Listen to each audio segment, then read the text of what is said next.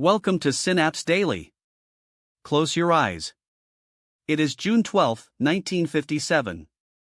You are standing in the heart of Disneyland's Tomorrowland. The air is thick with the scent of popcorn and the optimism of the space age. Before you, elevated on a central pedestal, sits a gleaming white cross. It doesn't look like a home. It looks like a flower made of industrial chemicals. This is the Monsanto House of the future. To the post-war generation, this wasn't just an attraction. It was a prophecy. Over 20 million people would walk through these plastic halls before its doors closed. They weren't just looking at a house, they were looking at a promise that technology would solve every human discomfort. The architects of tomorrow. The house was a collaboration between the Massachusetts Institute of Technology, MIT, and the Monsanto Chemical Company. At the time, Monsanto wasn't the controversial giant we know today. In 1962, they were the magicians of matter. Architects Richard Hamilton and Marvin Goody didn't want to build a house with plastic, they wanted to build a house of plastic. Why? Because plastic was the ultimate symbol of human freedom. It was cheap. It was moldable. It was permanent. They used 8 massive bents of fiberglass reinforced polyester. These 4 wings were cantilevered, meaning they floated above the ground. This wasn't just for style. It was a demonstration of structural integrity that wood or brick could never achieve. If you lived here, you were living in a structural masterpiece of the chemical age.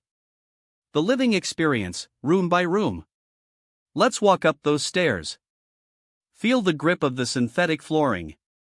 The kitchen, the zone of ultrasonics in 1962, the kitchen was the center of the technological revolution.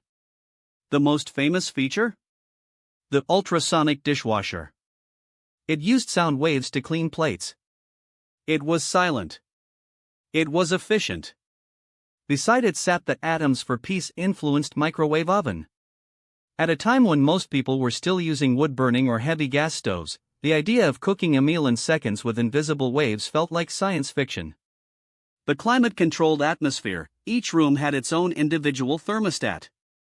But Monsanto went further. They introduced atmospheric customization. You didn't just choose the temperature, you chose the scent. Want your living room to smell like the pine forests of Maine? Press a button. Want the bedroom to smell like a Tahitian breeze? Done. This was the ultimate expression of human control over nature. The bathroom of the future, the sinks were adjustable. If a child walked in, the sink would lower itself to their height automatically. This was the birth of smart home logic, decades before the first microchip was ever commercialized for home use. The engineering miracle, fiberglass and resin. Why did this house matter scientifically? Because it proved that polymers could be load-bearing. Before 1957, plastic was for toys and trinkets. Monsanto proved it could hold tons of weight against California winds and earthquakes. The walls were sandwich panels. A core of plastic foam was bonded between 2 layers of fiberglass reinforced plastic. It was lightweight, yet stronger than steel by weight.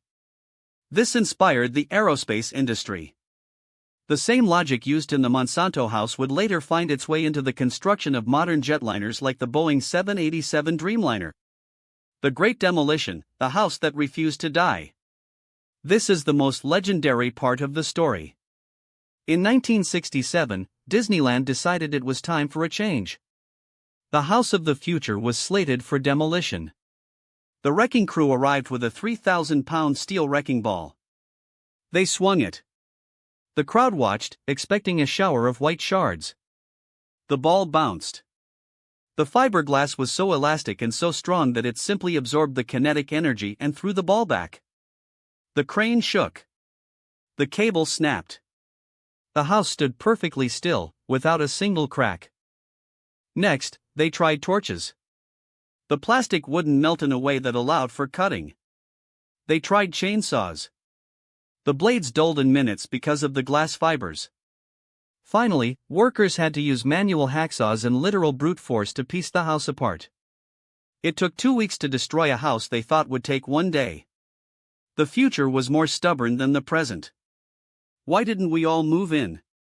If it was so strong, so cheap, and so advanced, why do we still live in wooden boxes?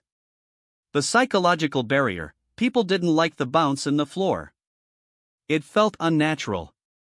We are biologically tuned to want a solid, unmoving ground. The oil crisis: a decade later, the price of petroleum, the base of plastic, skyrocketed. Plastic became an expensive luxury for construction. The breathability factor: plastic houses don't breathe. Moisture builds up. It creates a vacuum-sealed environment that, while efficient, felt dead to the inhabitants. The legacy: where is the house now? The house of the future is gone, but its ghost is everywhere. Every time you use a microwave, you are living in 1962. Every time you adjust a smart thermostat, you are walking through Monsanto's dream. The Monsanto House taught us that we could build a world out of chemicals, but it also taught us that human comfort requires more than just efficiency. It requires a connection to the organic. Thank you for joining us on Synapse Daily. We've traveled from the chemical labs of the 50s to the ruins of a plastic dream. The future isn't always what we build, sometimes, it's what we learn from the things that refuse to break. Conclusion and CTA. Like this video if you learned something new. What part of the house of the future would you want in your home today? The ultrasonic dishwasher or the height-adjusting sinks? Comment your thoughts below and subscribe for more fascinating stories.